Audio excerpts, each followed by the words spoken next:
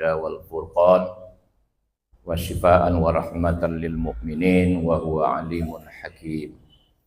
Asyhadu an la ilaha illallah wahdahu la syarikalah wa asyhadu anna Muhammadan abduhu wa rasuluhu la nabiyya ba'dah. Allahumma salli ala Muhammad wa ala alihi wa ashabihi ajma'in. La hawla wa la quwwata illa billahil aliyyil azim.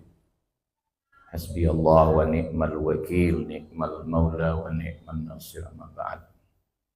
Bapak-bapak, ibu-ibu yang saya hormati, alhamdulillah kita bersyukur kehadirat Allah masih bisa mempertahankan keislaman dan keimanan kita. Dua nikmat Allah yang tidak bisa dinilai dengan materi lain, dengan harta benda, pangkat, jabatan, dan lain sebagainya.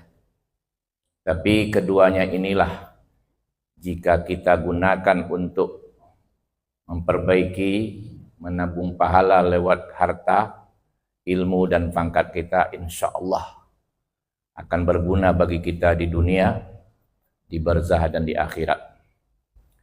Bapak-bapak, ibu-ibu yang saya hormati,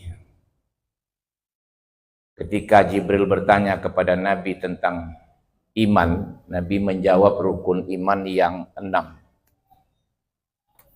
Ketika Jibril bertanya kepada Nabi tentang Islam, Nabi menjawab dengan rukun Islam yang 5. Ketika Jibril bertanya kepada Nabi tentang ihsan, Nabi jawab dengan menjadi Abdullah. Dari iman ini, ulama berijtihad, timbullah apa yang disebut ilmu tauhid, ilmu kalam, ilmu akidah, ma'rifah, dan lain sebagainya.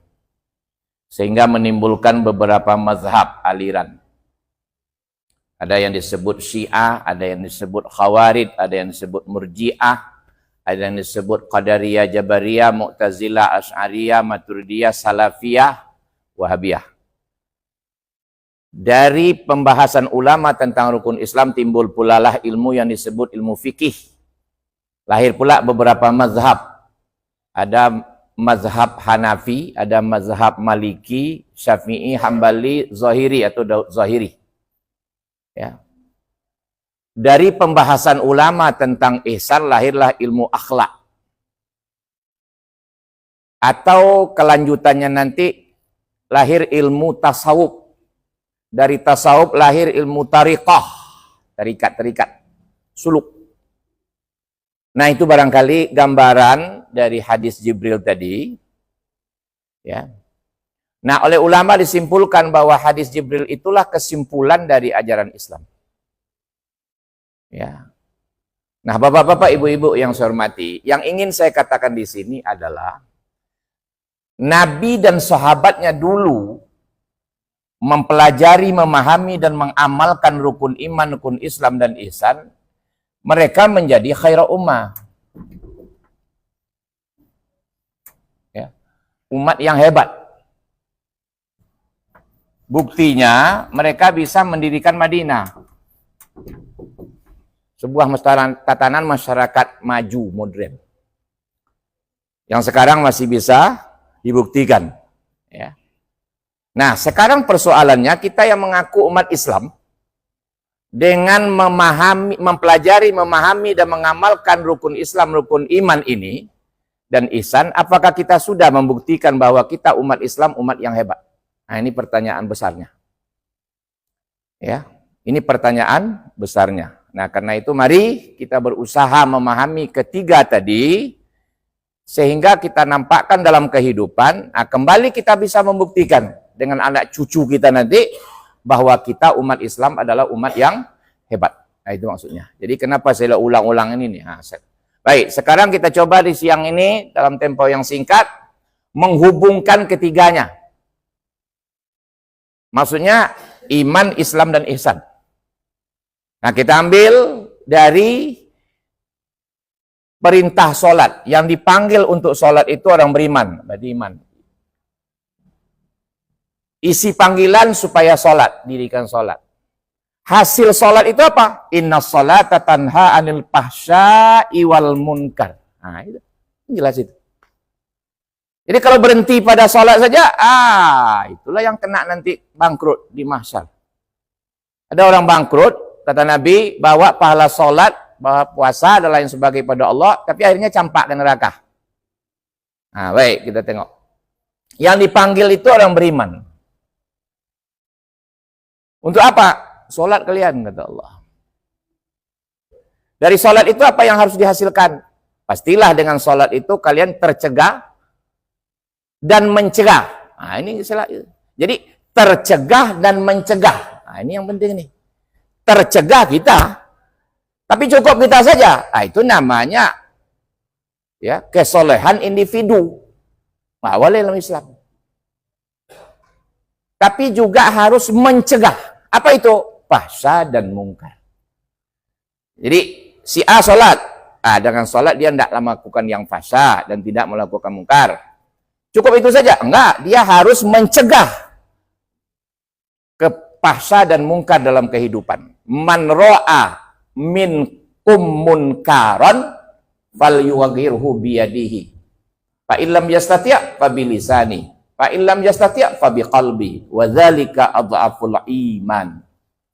Siapa yang melihat kemungkaran, kemudian yakin dia itu mungkar, ya, betul-betul yakin dia itu sudah mungkar, maka bagi dia wajib hukumnya merubahnya dengan tangan kalau bisa. Ya, tangannya langsung. Nampak kemungkaran orang berjudi, ambil batunya tuh buang atau alat judi buang kalau bisa. Ada lagi pengembangan dengan kekuasaan. Dengan peraturan yang kau buat, edarkan, teken, ya udah. Bupati kau, wali kota kah apapun, ya. Contoh. Oh, nggak sanggup kami dengan tangan, kami lemah, air lisan, nasihati. Oh, nggak sanggup juga, dengan kalbu benci, jauhi itu. Tapi ada yang menarik oleh ulama, bisa nggak kalian mengkombin ketiga-tiganya? Gimana caranya tuh? Tangan digunakan, lidah digunakan, kalbu digunakan. Apa itu? Alat canggih, yaitu doa. Ya, jangan mondar begitu aja. Doa, gunakan alat canggih. Apa? Ad-du'a silahul mu'minin, kata Nabi. Doa itu senjata orang mukmin. Ad-du'a mukhul ibadah, doa itu otaknya ibadah. Maksudnya apa? Angkat tangan. Ini lambang orang berdoa kalau sudah angkat tangan itu lambang khusyuk kali itu. Nabi kalau sudah angkat tangan, itu tidak tanggung-tanggung. Makanya dalam perang beliau kalau berdoa angkat tangan. Itu paling membutuhkan, paling khusyuk itu. Sudah itu apa lagi? Ucapan ini beda. Ya Allah, saya tidak bisa mencegah perjudian di keliling rumah saya ini. Prostitusi, pergaulan bebas, macam-macam ini mungkar, fahsya di keliling rumah. Tidak bisa saya, Allah. Saya lemah. Dengan penuh khusyuk di hati. Kalau perlu nampak khusyuk itu di mata, menangis tengah malam. Insya Allah, gitu. Ya. Jadi itu ada ulama mengatakan bagaimana kalau kita gunakan ketiga-tiganya, tapi dalam bentuk tadi, ya, doa. Baik, bapak-bapak, ibu-ibu yang saya hormati. Jadi yang dipanggil oleh Allah itu orang beriman supaya sholat. Tujuannya apa? Ini. Supaya yang sholat itu bisa terhindar dari fahsya dan mungkar. Fahsya itu apa? Ini dia. Fahsya itu kalau kita tafsirkan ayat dengan ayat, ya, maka dijelaskan dalam Quran. La taqrabuz zina innahu kana fahisyah wa sa'a sabilah. Jadi jelas sekali. Inna sholata tanha 'anil fahsya'i wal munkar. Salat mencegah perbuatan keji dan mungkar. Yang fahsya itu apa? Jangan kalian dekati zina, kata Allah. Kenapa? Karena zina itu fahsyah. Fahisyah. Keji. Bisa merusak ruh kalian, bisa merusak jasad kalian. Bisa merusak tatanan kehidupan kalian. Zina. Itu jelas. Jadi fahsyah itu jelas sekali zina. Badan rusak. Itulah sekarang belum ada penyakit HIV itu belum ada obatnya kan? Belum ketemu. Konon di Pekanbaru sekarang sudah menjangkit penyakit HIV. Saya baca di medsos, ini di Pekanbaru nih. Kan di Riau, di Pekanbaru. Sudah sekian ditemui Orang yang terkena HIV. HIV itu dari mana? Pasti dari zina. Pasti dari liwat. Yang paling cepat mendatangkan bukan zina, tapi liwat. Apa liwat tuh?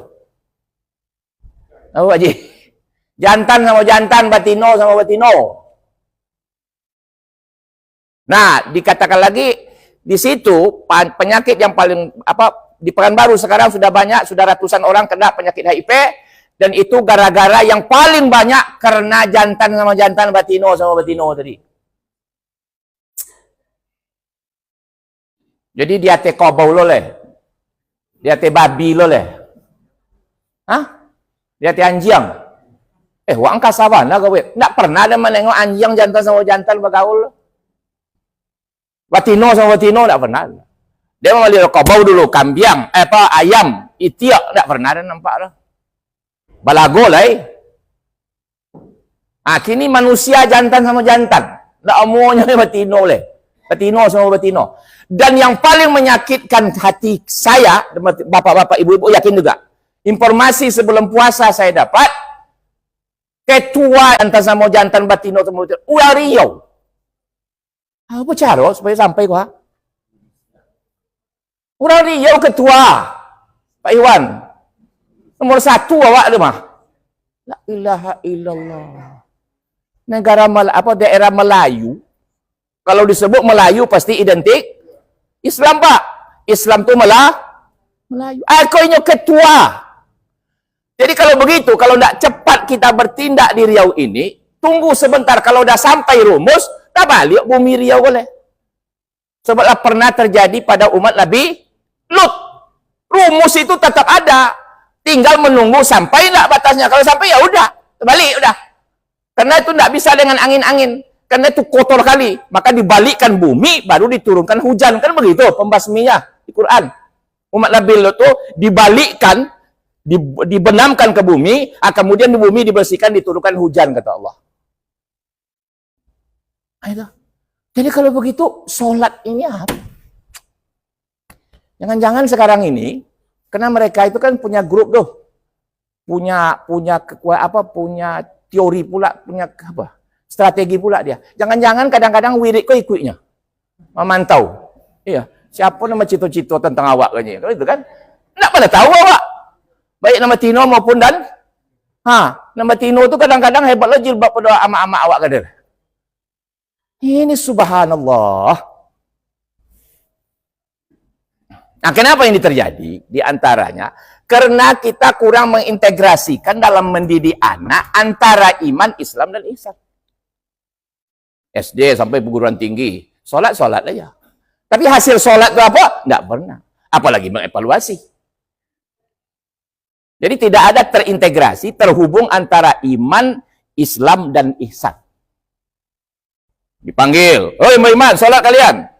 Kalau kalian mau aman." Nah, ini kan sudah ratusan kali saya ulang. Kata iman saya akar dengan kata aman. Kalau kalian mau aman, beriman, kata Allah.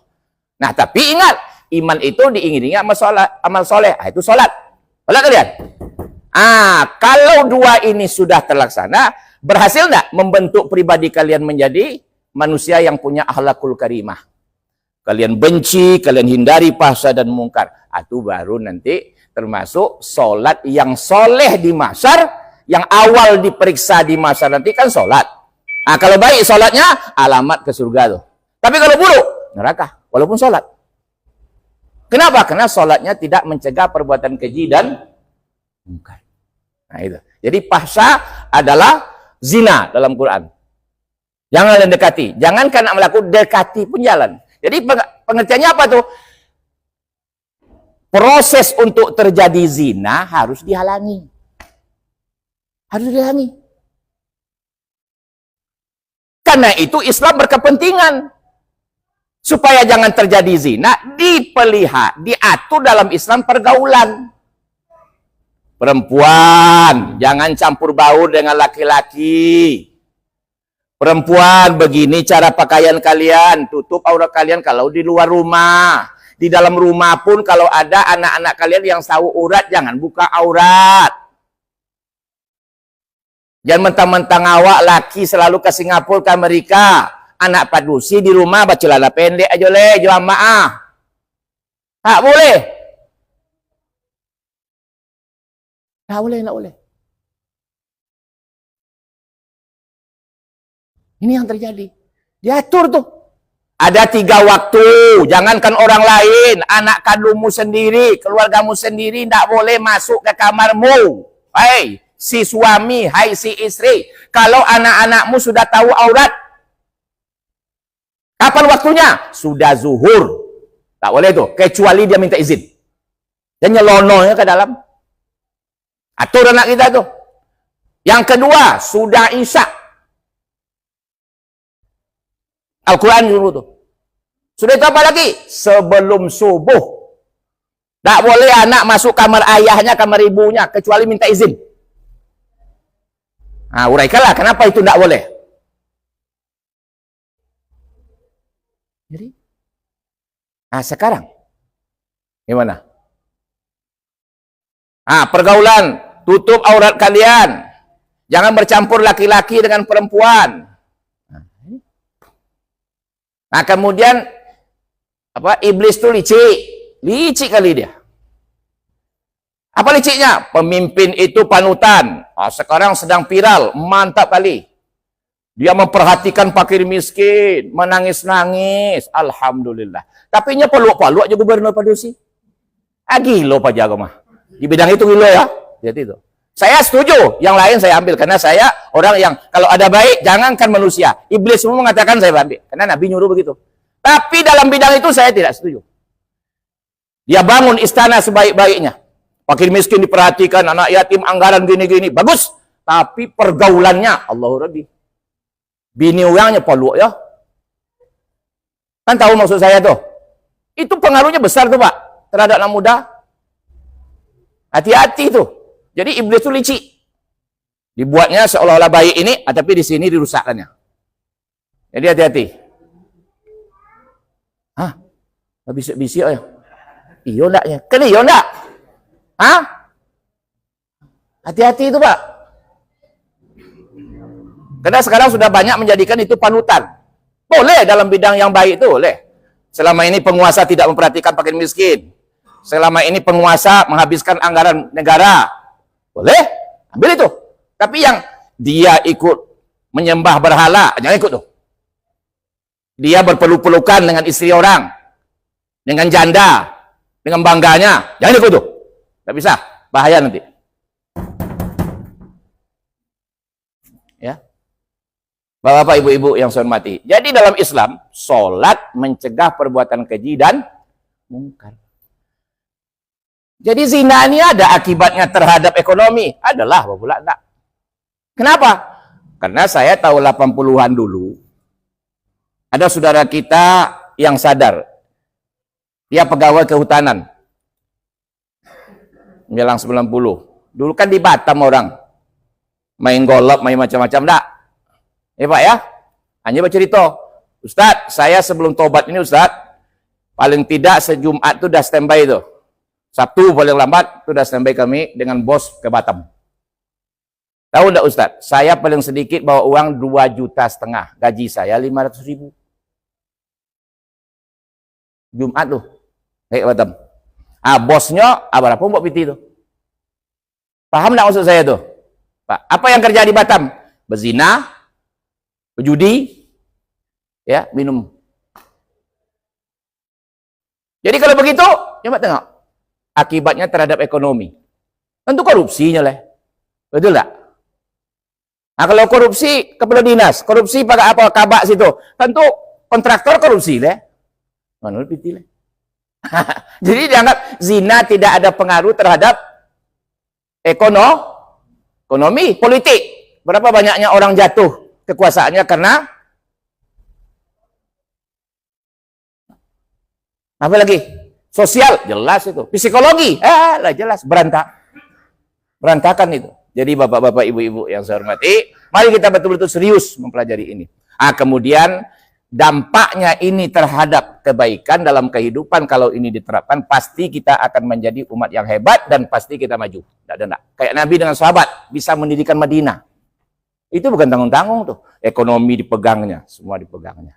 Nah itu barangkali waktu singkat, Ya, poruk pula Paulo. Ya, bapak-bapak, ibu-ibu yang saya hormati, jadi ini barangkali renungan bahwa Islam, antara iman Islam dan ihsan ada keterkaitan. Ketika dia sudah dikotomi, dipisahkan, hancurlah kehidupan. Itulah pendidikan hari ini. Pendidikan hari ini kenapa hancur kehidupan manusia? Karena manusia dibentuk oleh pendidikan. Formal, informal, non formal. Karena sistem pendidikan kita adalah dikotomi. Berdiri sendiri-sendiri. Ada hubungan sholat juga kehidupan dah. Sholat lah. Iman ndak di pasar dicari toro. Iman tu cari toro di musajid. Hancurlah kehidupan. Jadi kalau begitu saya ingin kita semua mendukung kalau ada sekarang sistem pendidikan yang ingin membuat sebegini, tolonglah dukung itu. Ya. Tolonglah dukung itu. Bersama kita berjamaah, karena tidak mungkin sendiri-sendiri. Bagaikan tubuh kita ni. Nanti tangan membangga, saya yang paling hebat. Pailang sendiri, kata kaki. Kaki berkata, saya pula yang hebat. Pailang sendiri, kata otak.